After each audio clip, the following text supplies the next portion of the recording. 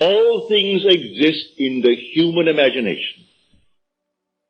And everything you see as an objective reality was produced by imagining.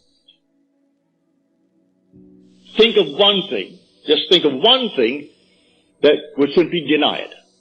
You can't think of one thing. So you go to the moon. You first had to imagine it. Had to imagine everything concerning the machine that took you to the moon. Everything in the world first has to be imagined and then executed. The intelligence to do it will come, but you take the blueprint first and conceive it and dwell in it as though it were true.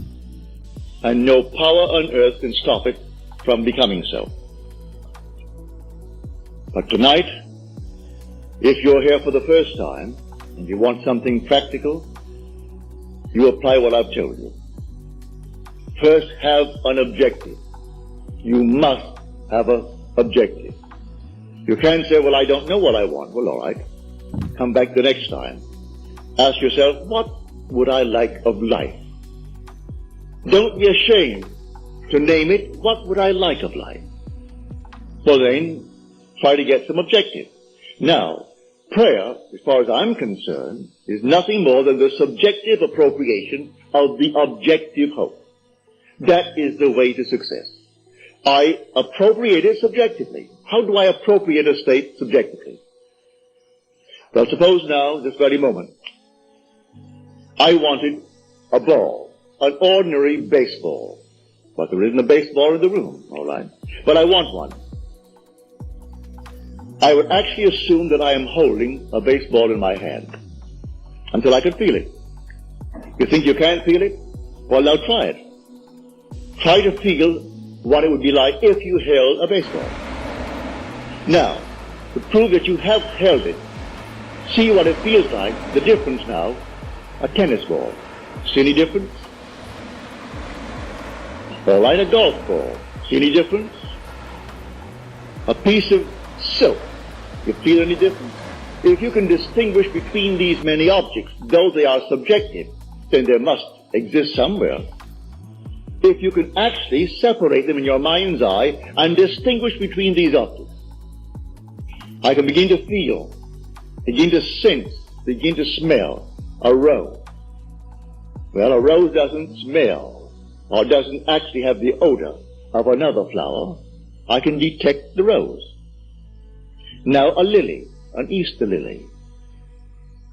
I can detect that. Well, what does it do? Well, I'm going to get them.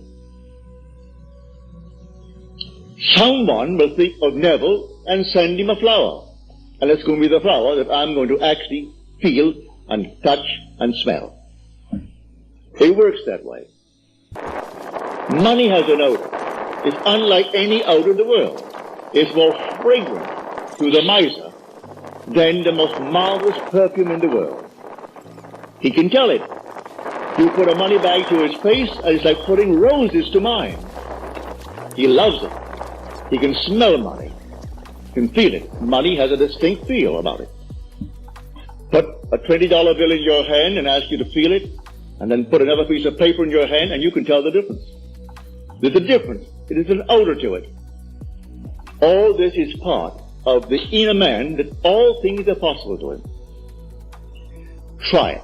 Before you condemn it, try it. And if you have the evidence to support my claim, well, then it doesn't matter what the world will tell you. If he laughs at you, so what?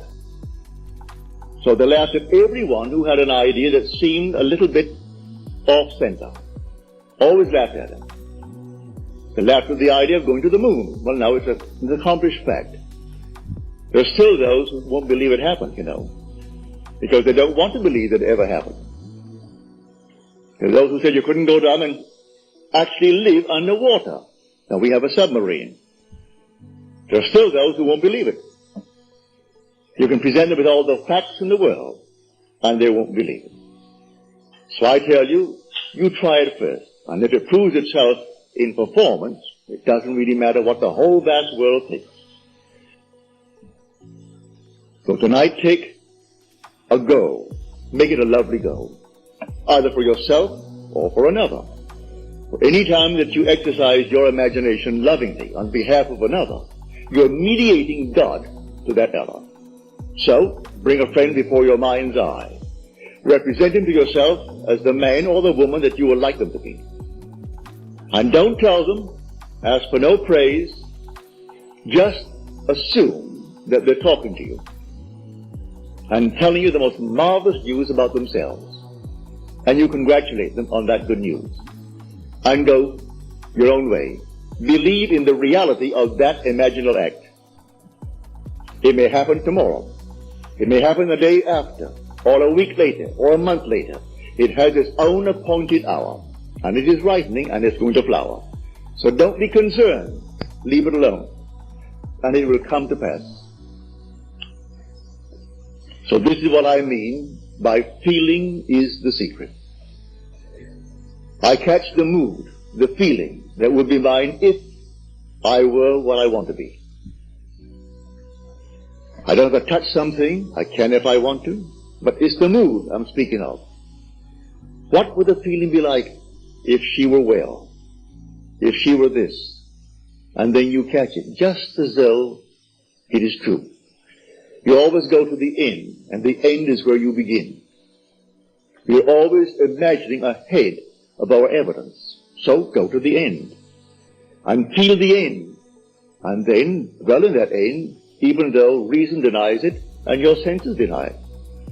You turn your back upon the doubters. That is your senses and what reason dictates. That's the hell or the devil or Satan in the world. That's the doubter. So you turn your back upon it. And then you walk as though things were as you want them to be. And living in that assumption, it slowly hardens into fact. Even though at the moment of the assumption it was denied by reason, an assumption, though false, if persisted in, will harden into fact. So you learn to assume and learn to persist in the assumption, and it will come to pass.